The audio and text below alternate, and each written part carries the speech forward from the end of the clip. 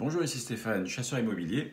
Quelle est cette fausse bonne idée dont vous pouvez être victime si vous devez vendre un bien, alors un bien où vous vivez, un bien où vous avez vécu, un bien dont vous avez hérité? Bien, c'est ce qu'on va voir dans cette vidéo. Une vidéo que je vous fais donc non pas dans un appartement ou pour une visite d'immeuble pour des biens d'investissement que je déniche pour mes clients, investisseurs, mais dans une chambre d'hôtel comme vous pouvez le voir. Puisque au niveau personnel, je suis en plein déménagement. J'ai, comme beaucoup de citadins, vendu mon appartement en ville pour acquérir une maison avec un jardin. Voilà. Et une maison où en ce moment je mords la poussière, au sens propre, puisqu'il y a des rénovations, des artisans qui lissent les murs. Donc je suis venu battre en retraite et me réfugier dans cette chambre d'hôtel et continuer les vidéos YouTube. Et c'est ce parcours personnel justement qui m'a mieux fait comprendre une fausse bonne idée récurrente chez certains vendeurs, alors qu'ils ont potentiellement un bien de qualité, avec des qualités intrinsèques. Et cette fausse bonne idée, c'est d'opter pour la facilité. C'est-à-dire déjà, vous n'êtes pas forcément spécialiste, compétent, expert de l'immobilier. Vous ne savez pas forcément comment vous entourer, bref, vous sentir démuni, vous ne savez pas quoi faire entre deux options. Encore faut-il savoir qu'elles existent, ces deux options. C'est-à-dire la facilité, ne rien faire, vendre en l'état, laisser les meubles tels qu'ils sont, laisser les papiers peints décrépits tels qu'ils sont, laisser les toiles d'araignée telles qu'elles sont, ou alors mettre quand même un brin d'énergie, de temps et d'argent pour faire quelque chose de sympathique.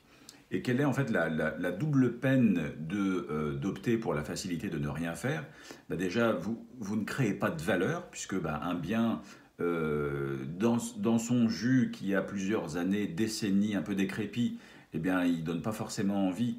Et donc, il faut savoir que juste le fait de le débarrasser, le mettre au propre et de le rénover, ne serait-ce que basiquement, simplement avec du blanc, ça peut vous coûter un peu d'argent, un peu d'énergie, un peu de temps aussi si vous le faites par vous-même. En tout cas, sachez que si vous mettez par exemple 5 000 euros de budget de rénovation, ça peut faire en sorte que vous vendiez 10 000 euros, 15 000 euros, voire plus. Donc on parle vraiment d'investissement, c'est paradoxal, mais le fait de mettre en valeur un bien, juste de le rendre propre, ça va le mettre en valeur, et bien ça va nettement, ça va créer de la valeur. Vous allez vous y retrouver, vous allez récupérer votre investissement.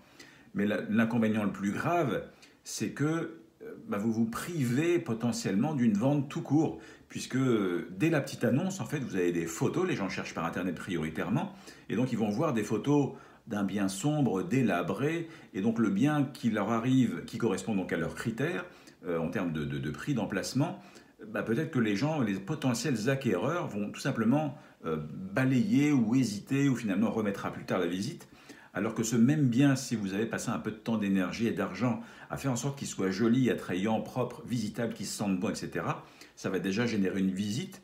Et la visite peut générer un coup de cœur. Mais ce coup de cœur, il ne peut découler que s'il y a déjà la personne qui vient pousser la porte et si elle a trouvé que déjà sur les photos, c'était un minimum attrayant, puisque ce problème en fait que vous ne souhaitez pas assumer, donc le fait de débarrasser, de rendre propre, de nettoyer, voire de rénover avec un artisan qui va faire un travail avec un bon rapport qualité-prix et simple et efficace, cette charge que vous ne souhaitez pas assumer, elle va forcément retomber sur un acquéreur.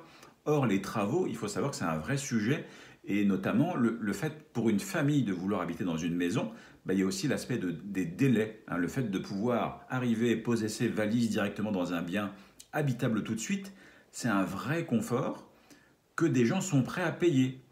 C'est en ça que, à l'inverse, ces travaux qui vont faire que un acquéreur il se retrouve dans une maison en mettant les mains sur la taille en se disant combien ça peut représenter en termes d'argent et de temps, ça c'est un frein à votre vente et c'est quelque chose qui peut vous porter préjudice, faire que la vente dure longtemps et qu'au final vous vendiez moins cher que ce que vous auriez pu vendre initialement si vous aviez fait un petit effort.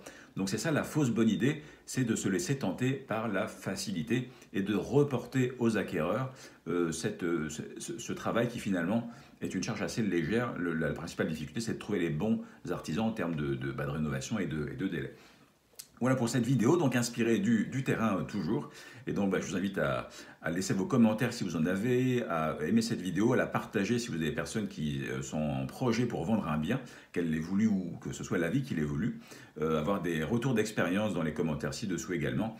Et puis dans la description de cette vidéo, je mettrai également un lien où vous pouvez laisser votre mail pour que je puisse également vous envoyer des éléments par écrit, puisqu'en plus de ces vidéos qui continuent sur la chaîne YouTube et autres plateformes, eh bien j'envoie un mail régulier pour vous donner mes meilleurs conseils, voilà, toujours issus du terrain. A très bientôt dans les prochaines vidéos et vous pouvez aussi vous abonner à la chaîne puisque les biens d'investissement, cette fois-ci plus classiques, vont revenir avec des immeubles qui arrivent. A très bientôt donc, au revoir.